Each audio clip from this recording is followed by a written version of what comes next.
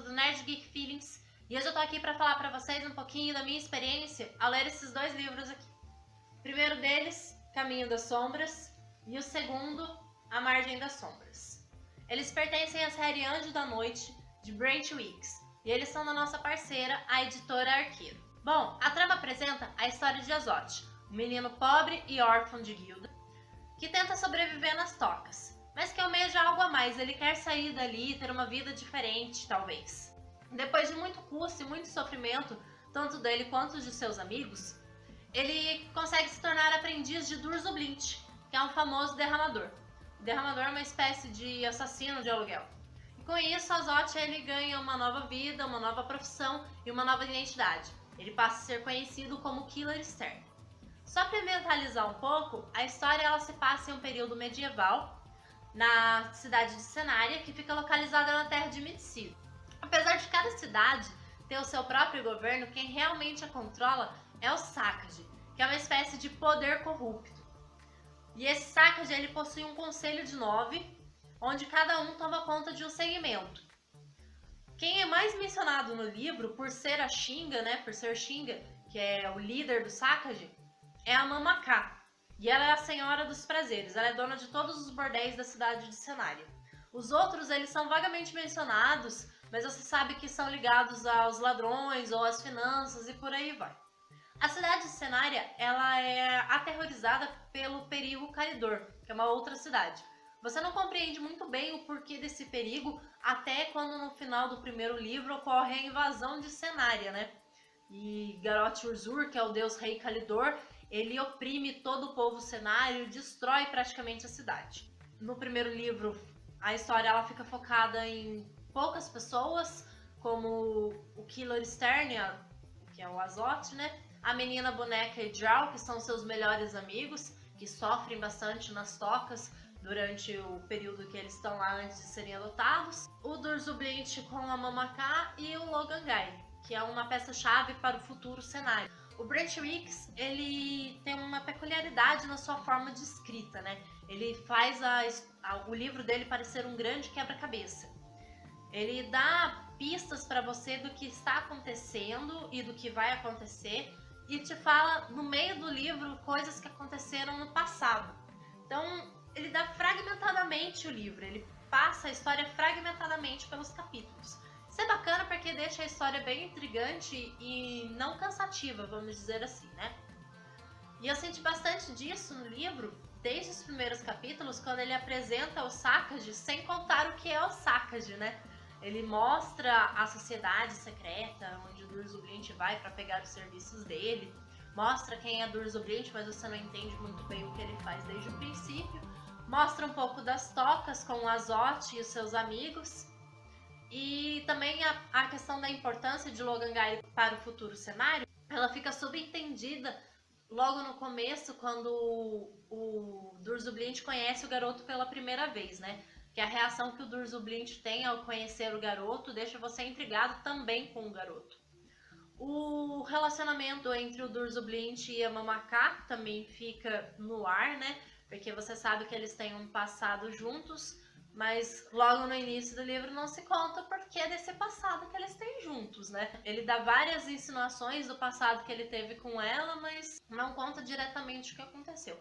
E o próprio livro em si, ele conta bastante do treinamento que o Azoth tem até se tornar um derramador, O sucessor de Durzublint. E até ele se tornar esse derramador, ele fica envolto no mistério do quão habilidoso ele é e dos seus talentos, que talento no livro é magia, Então, o Azoth ele não sabia que ele tinha esses poderes mágicos e você também não sabe, mas aí ele consegue, a partir de seu treinamento, desenvolver isso e aí ele se torna um rapaz talentoso, E quando ele recebe o Kakari de seu mestre, Porque o Durzublint ele possui um Kakari, que é uma espécie de um artefato mágico poderoso que concede poder e habilidades inimagináveis a quem o possui, E ele era de Durzublint, mas quando o Durzo falece, quando o Durzo morre, ele passa esse Kakari para o Azoth. No primeiro livro você fica intrigado e impressionado com os acontecimentos, Mas no segundo você vai conseguir ficar perplexo, porque comparado com o primeiro, que foi bem focado nas relações dos personagens uns com os outros, na história e no passado deles, o segundo, o Brent Weeks, ele cai no misticismo de vez. Ele, que no primeiro livro, passa vagamente por essas partes de magia e de Kakari, fica mais subentendido do que explícito. No segundo, ele traz pra gente divindades antigas, como a deusa Kali, que é a deusa dos Kalidori, do povo Kalidor.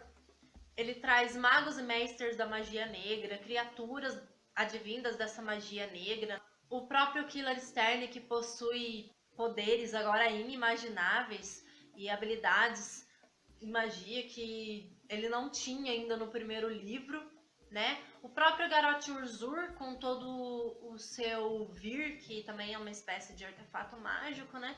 Os outros artefatos mágicos, e ele vai envolvendo isso tudo num mundo de fantasia realmente agora no segundo livro. O modo de escrita dele vai continuar o mesmo, ele continua com a história fragmentada, isso é muito gostoso até de ver.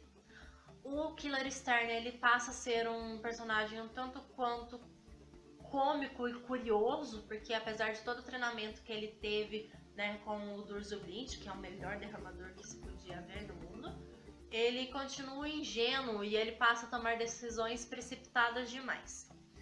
Os personagens secundários, a gente tem uma nova leva de personagens secundários, né? Temos outros nomes agora. E eles continuam apimentando a história e trazendo a história um pouco de diversão e alívio cômico das partes violentas. A história em si, ela se concentra nos acontecimentos pós-invasão. Então, o que aconteceu com o Sacred de Cenária, o que aconteceu com a Mamacá, a necessidade que eles tiveram de organizar uma nova eleição para Xinga, né?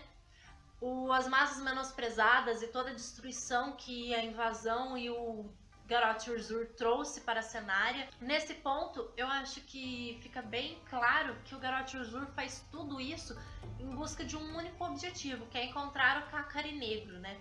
E quem o possui é o Killer Stern. Killer Stern possui o Kakari Negro que ganhou de Durzublint, né? Mas o Killer, ele passa a tomar decisões precipitadas. E por amor, vamos dizer assim, ele quer deixar a vida dele de derramador. Ele não quer mais ser um assassino. Tudo por conta de Helene, né, que era a menina boneca. E a Helene, ela acha que essa vida de derramador não é pra ele, que ele não pode fazer isso, que ele não pode ser um assassino, porque vidas não merecem ser tiradas. Mas ele é o único capaz de salvar Cenária naquele momento. Mas antes dele voltar e salvar Cenária, né, ele foge de Cenária com Helene, achando que ele pode ter uma vida normal com ela, né? Sendo um vendedor de ervas, um farmacêutico qualquer, por conta de seus talentos. E ele foge de toda, teoricamente, responsabilidade de herói que ele tem. E aí surge o dilema, né? Viver a minha vida com a minha amada ou sacrificar tudo em nome de um bem maior. Sacrificar essa vida que eu poderia ter em nome de um bem maior. A cada capítulo, o Brent Weeks, ele põe a gente em contato com um conflito ou uma situação que está provando a lealdade dos amigos e das pessoas, a lealdade de ser humano. E isso te faz refletir bastante, todas as situações que ele te apresenta te fazem refletir bastante sobre o quanto realmente vale a vida de um homem. Eu, pelo menos, senti bastante disso, eu fiquei convicta disso, dessa reflexão, quando eu me deparei com o Logan, né? Com o Logan preso no buraco. Logan, ele era, por direito, regente de Cenária, mas com a invasão de Garrote Urzur, ele se vê obrigado a fugir e se esconder até poder retomar o seu trono.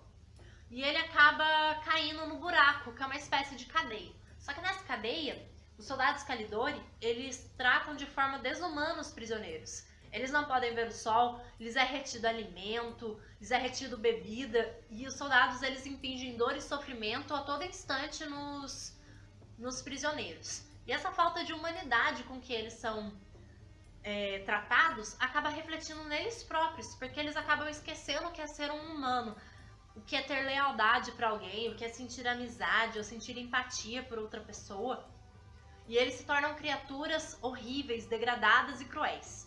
E o Logan Guy, ele acaba se deparando com essa situação também, ele vive essa situação.